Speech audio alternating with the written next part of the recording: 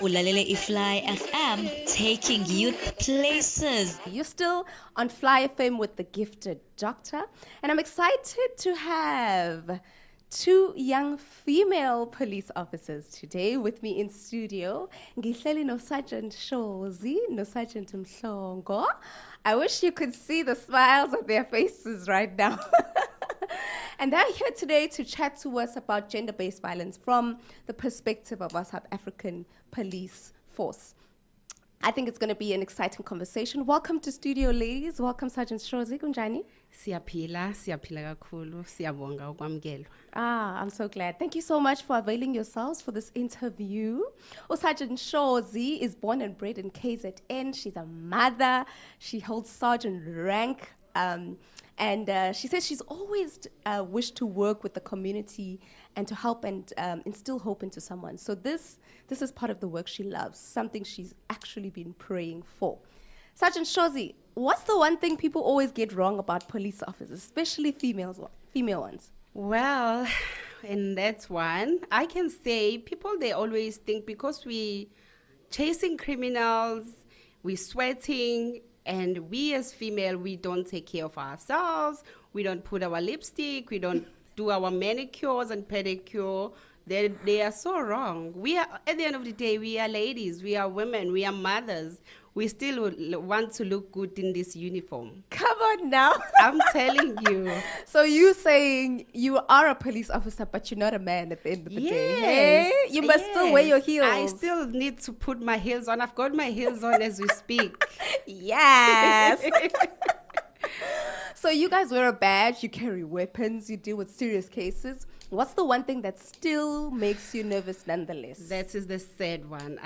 I can actually tell you that one thing that still makes me nervous is that I might not go back home alive. Sure. That's why before I leave my home, I kiss my kids goodbye with such a warm hug as well to make sure that I capture that moment. Sure. So, yeah. That's a harsh reality, right? No, it is. It Sure. is. Okay, from your experience on the front line, Sergeant Shozi, what does gender-based violence actually really look like? We know the statistics, my numbers, we're hearing about it a lot on the news. We know of the many recent cases we've heard of, but what does it look like on the ground since you are there? How bad is the situation really? I can just say, to be quite honest, it is bad. And as police, we are there to make sure that we are open and the community is welcome to us. They must not be shy. They need to come forward and tell us what are they suffering from. Then that's what we're here for. So, but it is really bad. Sure. And can you share maybe a moment that really stayed with you from just the experience you've had in the communities? A case that maybe opened your eyes to the real and harsh realities of gender-based violence? Oh, yes, there is one that I can recall. It happened in 2019 in Cape Town, where a young female was brutally murdered. And surprisingly, she was murdered in a very safest place. Okay. It was a post office.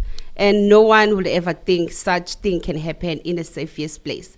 So that really touched my heart. Only not my heart, the whole South Africa was 100%. Triggered as well. 100%. I think I remember that case very well. Yes. And what are the most common reasons why survivors don't report abuse? I think we know it happens a lot. But when we look at the statistics and the number of cases that are actually being reported, there's a big discrepancy. Definitely. How can the police help to change that? We are trying our best. Okay. It's not easy. Most people, they don't want to come out. They don't want to report because they also fear. There's also this fear that once I report, I can make the situation worse. And it can escalate to end up being killed. But yeah, that's what we are here for. We go out there, we work hand in hand with our communities, our local NGOs. We do crime awareness. We raise awareness in schools. We raise awareness in clinics. We try to to communicate as much as we can with our community to make sure that they get help they need. Amazing. And if you could change one thing, maybe just one thing in the justice system or police services around gender-based violence, what would it be? I would say maybe the justice system can assist us to make sure that all the perpetrators of GBV and domestic violence as a whole, they don't get bail, to make sure that our victims are safe, because if they are free, anything can still happen. Sure. So if the justice system can assist us in those aspects to make sure that our community feels very safe, and also to assist us to establish more safe houses so we can make sure that our victims are being taken care of and that they feel safe where they are. That's an interesting one. I like that Yes. you mentioned the safe houses, because just I think 2 weeks back I was having a conversation with a medical doctor who said the same thing, that the reason why many victims fear is because they think, where am I going to go Yes, after they don't know I've where they're gonna reported go. this victim? So I think the safe houses is True. quite a big one. No, it is. Sergeant Shozi, thank you so much for those insights. We are still talking gender-based violence. It's a sensitive topic. It's a sad one. It's one that we can't solve overnight, but it's definitely one that we can make a step forward towards when we keep having conversations like this, keep telling the Definitely. stories. Let's catch a bit of a break, and we'll catch you after this, still continuing on this topic of gender-based violence. Thank you.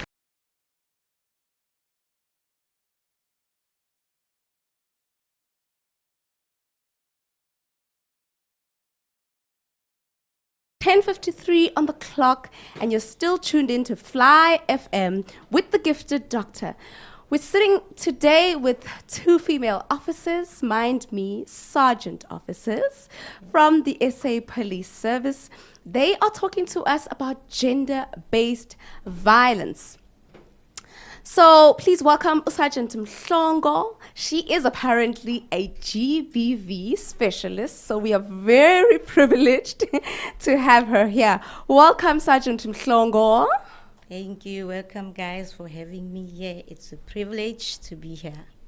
Can we just clap hands, give a horn for Seargent Nonhlanhla being a whole gender-based violence specialist?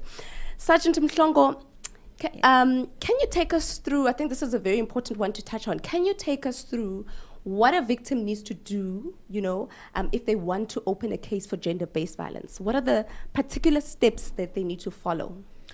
Okay, first step, our victim will have to call the station. If she's, sometimes they're not in a state of even using a cell phone, but if she can call the station, she can come to the station, Okay. and then we'll have to interview her. Okay. Then we've got our victim-friendly room where she got to be interviewed separately as well. And also, we invite her and we tell her that she needs to open a protection order. And but firstly, the most important thing is her to see that she's safe. That's the most important thing first, to see whether she's okay, she needs any shelter. Before any cases are open, we have to know whether she's seeking for shelter, any medication help or anything. Then after that, our victims really need to know that it is confidential.